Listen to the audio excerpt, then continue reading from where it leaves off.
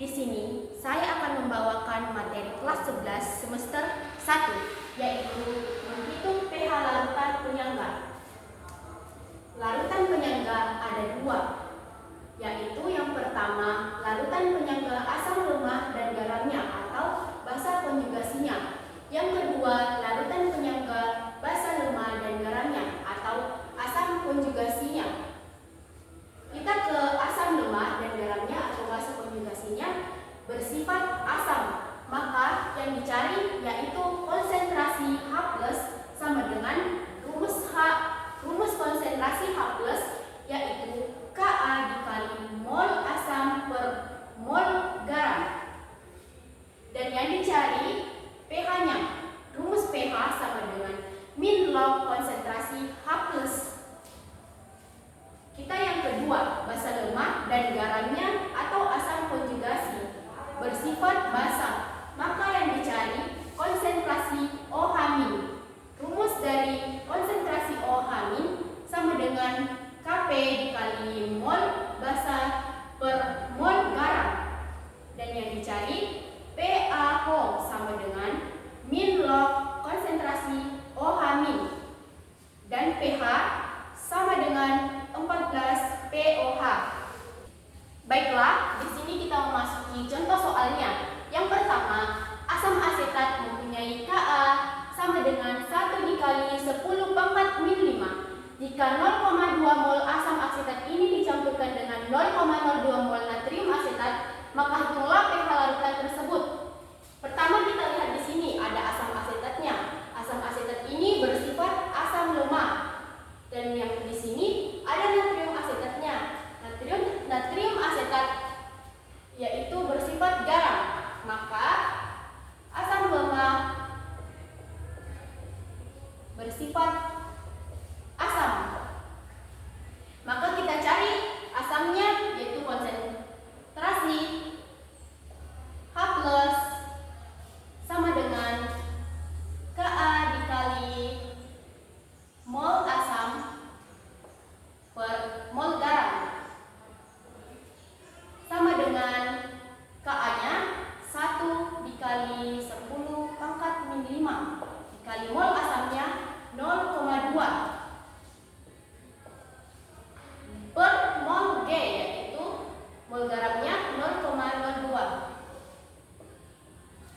sama dengan 10 min 5 dikali 10.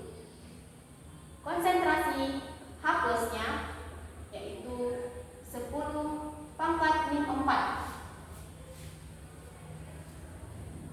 Berikutnya kita mencari pH. Rumus pH asam sama dengan min log konsentrasi H+ sama dengan min log H+-nya 10 pangkat min 4, maka pH-nya sama dengan 4. Inilah hasil pH soal ini. Berikutnya kita masuki contoh soal yang kedua. Berapa pH larutan yang dibuat dari campuran 50 ml NH3 0,5 mol dan 50 ml NH4 0,5 mol. Diketahui Kb-nya NH3 sama dengan 1 kali 10 pangkat min 5. Di sini kita lihat NH3-nya bersifat basa lemak dan NH4-nya bersifat garam. Maka soal ini bersifat basa. Rumusnya konsentrasi OH- sama dengan Kb dikali mol basa per mol garam. Kb-nya yaitu 1 dikali 10 pangkat min 5 dikali mol basa per mol garam. Mol ini bisa kita rumuskan menjadi M dikali volume. Kita ambil volumenya itu 50, maka mol basanya ada 0,5 dikali volumenya 50 per mol garamnya ada 0,5 dikali volumenya 50 sama dengan ini bisa mati. Dan di sini yaitu 10 pangkat